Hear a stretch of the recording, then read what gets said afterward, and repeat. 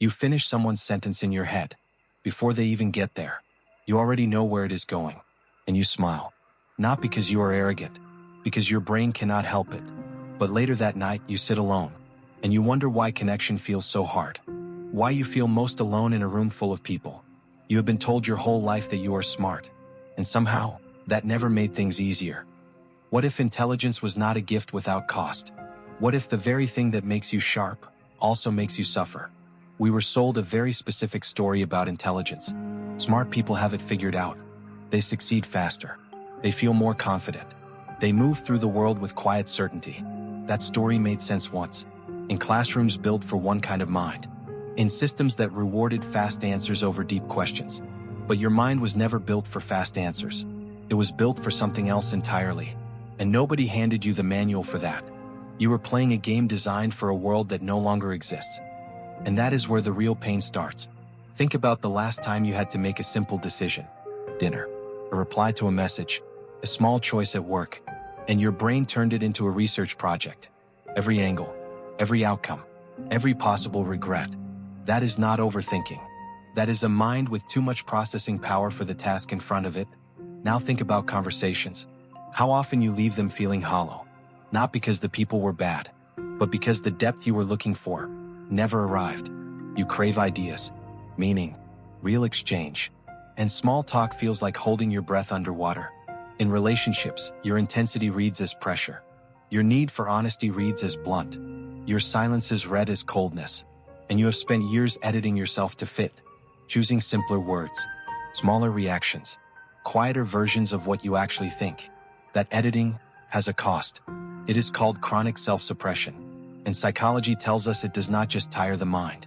It erodes identity over time. You start to lose track of where the performance ends and you begin. But here is what nobody told you. You are not too much. You are not broken.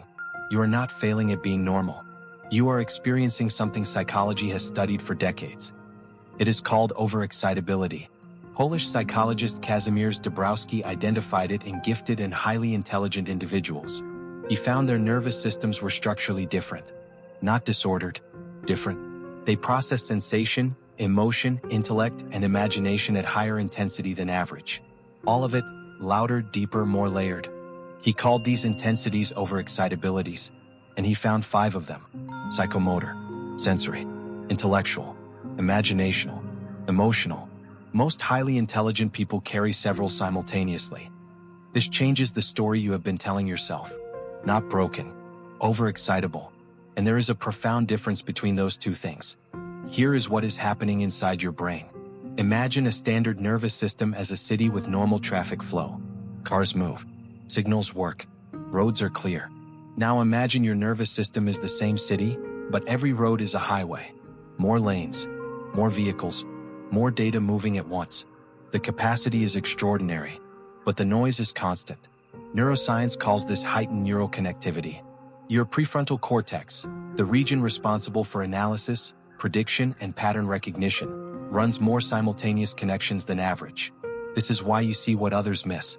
It is also why your brain almost never fully stops. The mental model is simple. More input processed, more internal noise generated. The cost of depth is volume. And you have been living at high volume your entire life. There was a woman named Leila. She was 31. A writer by training, a project manager by necessity. Brilliant at her work, trusted by her team, and quietly convinced she was too difficult to love. She had ended 2 long relationships. Both times the same feedback. Too intense, too analytical, too in her head. She started therapy not to fix her relationships, but to fix herself. Her therapist introduced her to Dabrowski's framework in their 4th session. Leila sat with it for a long time. Then she said, "So I was not too much. I was just in the wrong container." That reframe did not solve everything, but it stopped her from shrinking. She stopped apologizing for depth. She started looking for people who could hold it. 2 years later, she found one. So what do you actually do with this? Here are 4 principles grounded in how your specific mind works. Step 1, name the noise. When your brain spirals into overanalysis, do not fight it. Name it out loud or in writing. Say, "This is my processing system doing what it does." Why this works. Labeling activates the prefrontal cortex and reduces amygdala reactivity. Naming the experience creates distance from it. Micro example. You are replaying a conversation at midnight. You write, "My mind is processing social data. It is doing its job." The spiral slows. Step 2. Find your depth containers. Highly intelligent people do not need more people. They need the right context. One deep conversation is worth 20 surface ones to your nervous system. Seek environments, books, small groups, specific individuals, where depth is welcome. Why this works? Your brain rewards meaningful pattern recognition. Shallow input creates understimulation, which your system registers as discomfort. Micro example. You leave a party early, not because you are antisocial, but because your threshold for unstimulating input is genuinely lower. Honor that. Step 3. Release the edit. Pick one relationship where you trust the person, and say something you would normally shrink. Not everything. One thing. Why this works? Chronic self-suppression creates a feedback loop of inauthenticity. One honest expression, even small, begins to interrupt that loop. Micro example. Instead of saying, "I'm fine," you say, "I've been thinking a lot lately and I'm finding it heavy." That sentence is a door opening. Step 4. Use the volume, do not fight it. Your intensity is not the problem. Misdirected intensity is the problem. Channel your processing power into work, creative output, or problems that match your capacity.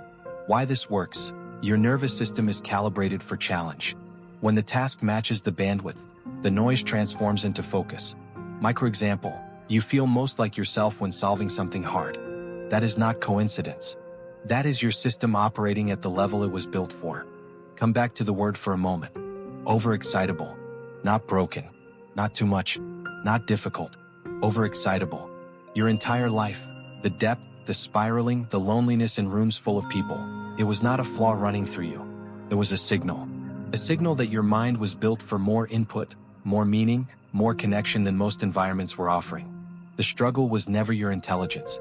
The struggle was living at high resolution in a world set to standard definition. And knowing that changes everything. You have carried this for a long time. The editing, the performance, the quiet wondering if you were just too much. You were not too much. You were too much for the wrong spaces. There is a difference.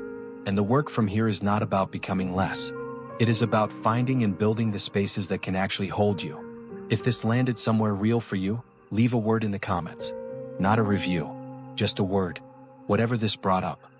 Because sometimes the most intelligent thing you can do is let yourself be understood.